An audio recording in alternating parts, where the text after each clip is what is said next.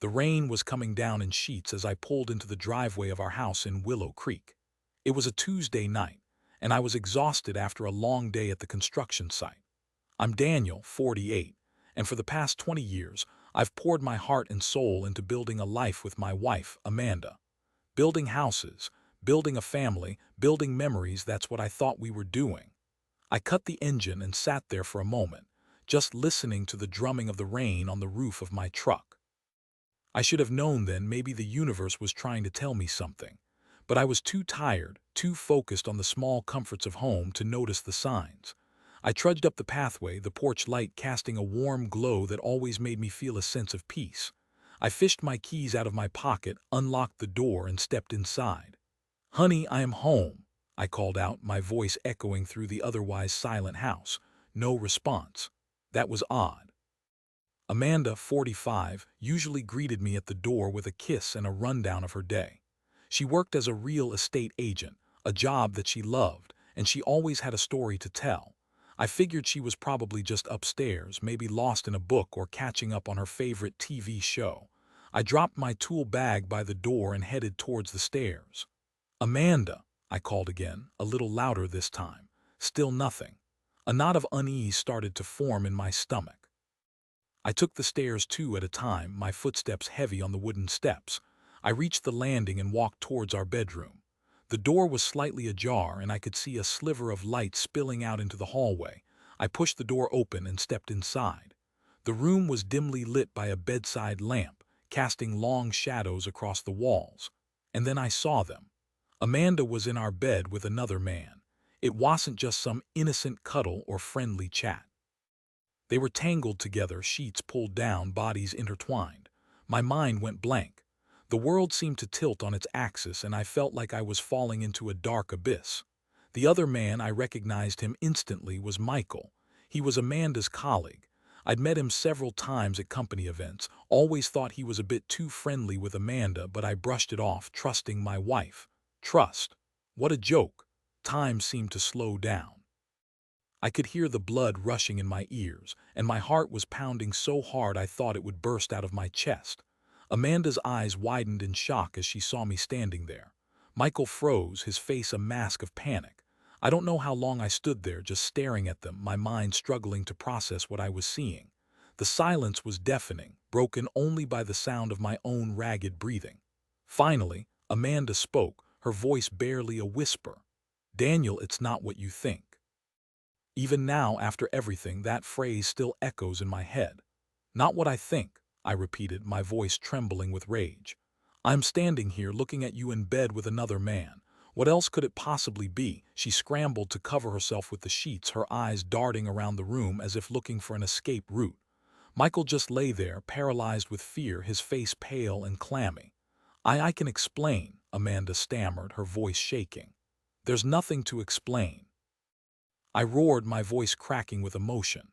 "Get out," I yelled at Michael, pointing towards the door. "Get the hell out of my house." He didn't need to be told twice. He scrambled out of bed, grabbed his clothes, and darted out of the room, not even bothering to look at me. I turned my attention back to Amanda, who was now sitting on the edge of the bed, sobbing uncontrollably. "How could you do this to me?" I asked, my voice barely above a whisper. "How could you betray me like this?" She didn't answer. She just sat there, crying, her body shaking with sobs. I felt a wave of nausea wash over me, and I stumbled back, away from the bed, away from her. I couldn't bear to look at her any longer. I turned and walked out of the room, slamming the door behind me. I went downstairs and into the living room, collapsing onto the couch. I sat there for hours, just staring into space, my mind numb with shock and disbelief. How could this happen? How could the woman I loved, the woman I had built my life with, do something so cruel, so devastating? We'd been together since college. I remember when I first saw Amanda in the campus library. Her long brown hair was pulled back in a ponytail, and she was poring over a textbook, her brow furrowed in concentration. I was instantly smitten. I mustered up the courage to walk over to her and strike up a conversation. We talked for hours that night, discovering a shared love of books, movies, and long walks in the park. We started dating soon after, and it wasn't long before I knew that she was the one. We got married a few years later in a small ceremony surrounded by our family and friends. It was the happiest day of my life. We bought a house together, a fixer-upper that we slowly transformed into our dream home. We talked about having kids, but it never seemed to be the right time. Amanda was focused on her career and I was busy with work. We always said we would get around to it eventually. Now I wondered if that was just another lie. I thought about all the sacrifices I had made for her, all the times I had put her needs before my own. I worked long hours, often coming home exhausted, just to make sure she had everything she wanted. I supported her dreams, encouraged her ambitions, and always tried to be the best husband I could be. And this is how she repaid me. The sun began to rise, casting a pale light through the windows. I hadn't moved from the couch all night. My body was stiff and sore, and my head was throbbing. I got up and went into the kitchen, pouring myself a cup of coffee. The silence in the house was deafening, broken only by the gentle hum of the refrigerator. I took a sip of the coffee, but it tasted bitter and stale. I walked over to the window and looked out at the backyard. The rain had stopped and the sky was beginning to clear. The grass was wet and glistening in the morning light. It was a beautiful day, but I couldn't appreciate it. My world had been shattered and I didn't know how to put it back together. I heard footsteps behind me and turned to see Amanda standing in the doorway. Her eyes were red and swollen and her face was pale and drawn. "Daniel, we need to talk," she said, her voice barely audible. I didn't say anything. I just stared at her, my heart filled with a mixture of anger and pain. She walked over to the table and sat down, her hands trembling in her lap. "I am so sorry," she said, her voice cracking with emotion. "I never meant for this to happen." "Then why did it?" I asked, my voice cold and hard. "I don't know," she said, shaking her head. "It just happened. Michael and we've been working closely together lately, and I don't know, we just connected." "Connected?" I repeated, my voice dripping with sarcasm. "Is that what you call it, connecting?" "No," she said, her voice rising in desperation. "It was a mistake, a stupid, horrible mistake. I swear it will never happen again." "How can I believe you?" I asked, my voice filled with doubt. "How can I ever trust you again?" "I know I've hurt you," she said, her eyes pleading. "But I love you, Daniel, I really do. Please give me another chance. I'll do anything to make this right." I looked at her, really looked at her, and I realized that I didn't know her anymore. The woman sitting in front of me was a stranger. The woman I loved, the woman I had built my life with, was gone. "I can't," I said, my voice flat and emotionless. "I can't do this anymore. I am done." Her face crumpled and she began to cry again. "Please, Daniel," she begged, "don't do this. We can work through this. We can go to counseling. We can fix this." "It's too late," I said, shaking my head. "You broke something that can't be fixed. You destroyed our marriage, our life together. I can't forgive you for that." I walked out of the kitchen and went upstairs to pack my bags. I didn't say another word to Amanda. I didn't want to hear her excuses, her apologies, her lies. I just wanted to get out, to escape from the pain and the betrayal. I packed a suitcase with my clothes, my toiletries, and a few personal items. I grabbed my laptop, my phone, and my wallet. I didn't take anything else. I didn't want anything that reminded me of her. I walked downstairs, my suitcase in hand, and headed towards the door. Amanda was still sitting at the table, sobbing. I paused for a moment, my hand on the doorknob. I looked at her one last time, and then I walked out, leaving her behind. I drove to a motel on the outskirts of town and checked in. I didn't know where I was going or what I was going to do. All I knew was that I couldn't stay in that house, in that town, any longer. I needed to get away, to clear my head, to figure out what to do with my life. I spent the next few days in a daze, just going through the motions. I ate, I slept, I worked, but I didn't feel anything. I was numb, empty, lost. I couldn't stop thinking about Amanda, about Michael, about the betrayal. The images kept replaying in my head over and over again like a broken record. I couldn't sleep, I couldn't eat, I couldn't focus. I was a mess. One evening, as I sat alone in my motel room, staring at the TV, I decided that I couldn't live like this anymore. I couldn't let Amanda and Michael ruin my life. I needed to take control, to fight back, to find a way to move on. I started by calling a lawyer. I explained my situation and asked her to file for divorce. I told her that I wanted everything: the house, the car, the savings. I wanted to make Amanda pay for what she had done. My lawyer advised me to calm down, saying that I wasn't thinking clearly. She suggested that we try to negotiate a fair settlement, but I wouldn't listen. I wanted revenge. Next, I hired a private investigator. I asked him to dig up dirt on Michael. I wanted to expose him, to ruin his career, to make him suffer as much as I was suffering. The investigator agreed to take the case, but he warned me that it could be expensive and time-consuming. I didn't care. I was willing to do anything to get my revenge. As the days turned into weeks, I started to feel a little better. The anger and the pain were still there, but they were slowly beginning to fade. I was starting to see a light at the end of the tunnel. I was starting to believe that I could survive this, that I could rebuild my life. Then, one afternoon, I received a call from my private investigator. He told me that he had some information about Michael and that he wanted to meet with me as soon as possible. I agreed to meet him that evening at a local coffee shop. I arrived at the coffee shop a few minutes early and ordered a cup of coffee. I sat at a table near the window, watching the people go by.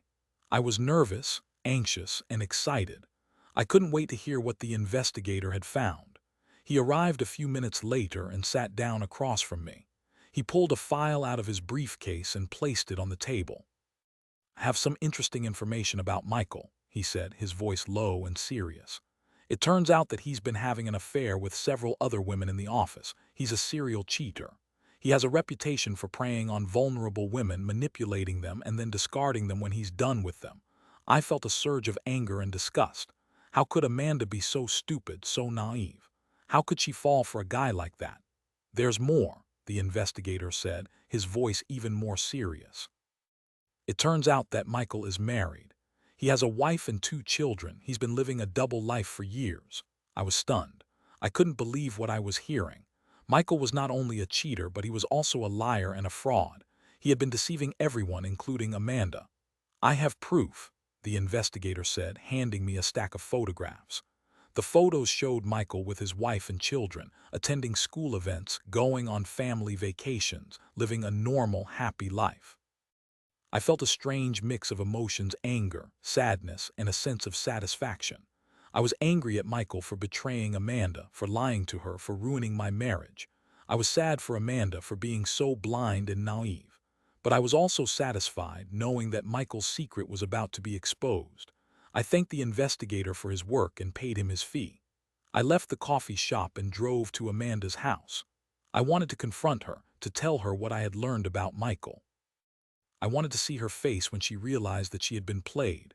I arrived at the house and parked my car in the driveway. I walked up to the door and rang the bell. Amanda answered the door a few minutes later. Her eyes were red and swollen, and her face was pale and drawn. She looked like she hadn't slept in days. "What do you want?" she asked, her voice cold and hostile. "I know about Michael," I said, my voice calm and steady. "I know that he's married. I know that he's been cheating on you with other women. I know everything." Her face went white and she stumbled back as if I had slapped her. How did you find out?" she stammered, her voice shaking. "It doesn't matter," I said. "What matters is that you've been lied to, betrayed, and used. You were just another notch on his belt. He never cared about you. He never loved you." Tears streamed down her face and she began to sob uncontrollably. "I didn't know," she said, her voice barely audible. "I swear I didn't know." "I believe you," I said, my voice softening. "You were just as much a victim as I was. He manipulated you, he used you, and he discarded you when he was done with you." She collapsed onto the porch, her body shaking with sobs. I knelt down beside her and put my arm around her. "It's okay," I said, my voice gentle. "It's over. You're free now. You can start over. You can rebuild your life." She looked up at me, her eyes filled with gratitude. "Thank you," she said, her voice choked with emotion. "Thank you for telling me the truth. Thank you for being so kind." "I'm not doing this for you," I said, my voice hardening. "I am doing this for myself. I'm tired of being angry, tired of being bitter, tired of being consumed by revenge. I want to move on. I want to find peace. And the only way I can do that is by forgiving you, by letting go of the past." I stood up and walked back to my car. I looked back at Amanda one last time and then I drove away. I continued with the divorce proceedings, but I dropped my demands for everything. I agreed to a fair settlement, one that would allow both of us to move on with our lives. I also decided not to expose Michael. I realized that it wouldn't do any good. It wouldn't make me feel any better. It would just cause more pain and suffering. Instead, I decided to focus on myself, on my own healing. I started going to therapy, talking about my feelings and working through my emotions. I started exercising, eating healthy, and taking care of my body. I started spending time with my friends and family, reconnecting with the people who loved and supported me. Slowly but surely, I began to heal. The pain didn't disappear completely, but it became more manageable. I learned to accept what had happened, to forgive Amanda, and to forgive myself. I learned that I was stronger than I thought, more resilient than I knew. One day, a few months after the divorce was finalized, I received a letter from Amanda. She thanked me for being so understanding, for being so forgiving. She told me that she had left town, moved to a new city, and started a new job. She said that she was finally happy, that she had found peace. She wished me all the best and hoped that I would find happiness as well. I smiled as I read her letter. I was happy for her. I was glad that she had found peace. And I was finally ready to move on with my own life. I started dating again, cautiously at first, but with more confidence as time went on. I met some wonderful women, some kind, intelligent, and beautiful. I learned to trust again, to open my heart again, to love again. It wasn't easy, but it was worth it. I eventually met a woman named Sarah, 42, who stole my heart. She was everything I had ever wanted in a partner: kind, compassionate, intelligent, and funny. We fell in love quickly and deeply. We got married a year later in a small ceremony surrounded by our family and friends. It was the happiest day of my life. We bought a house together, a cozy little cottage in the countryside. We filled it with love, laughter, and happiness. We traveled the world, explored new cultures, and created lasting memories. We built a life together, a life filled with joy, peace, and contentment. I learned that betrayal doesn't have to define you. It doesn't have to ruin your life. You can survive it, you can heal from it, and you can find happiness again. You just have to be willing to let go of the past, to forgive those who have wronged you, and to open your heart to new possibilities. Looking back on that rainy Tuesday night in Willow Creek, I realized that it was the beginning of a new chapter in my life.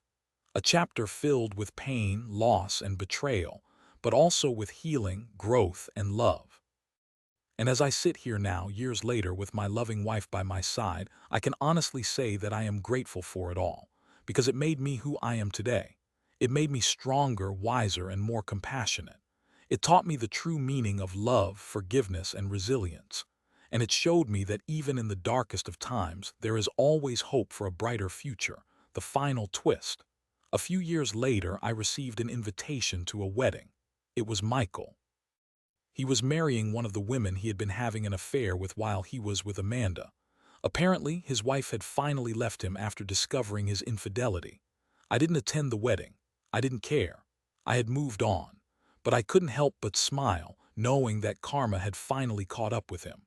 He was now living the life of a cheater, constantly looking over his shoulder, wondering when his past would come back to haunt him. I, on the other hand, was living a life of peace and happiness, surrounded by love and laughter. And that was all that mattered. To you, the reader, remember that even when betrayal strikes, it does not define your future. It is a painful chapter, but one that can lead to profound growth and unexpected happiness. Never lose hope, and always be open to the possibility of a brighter tomorrow.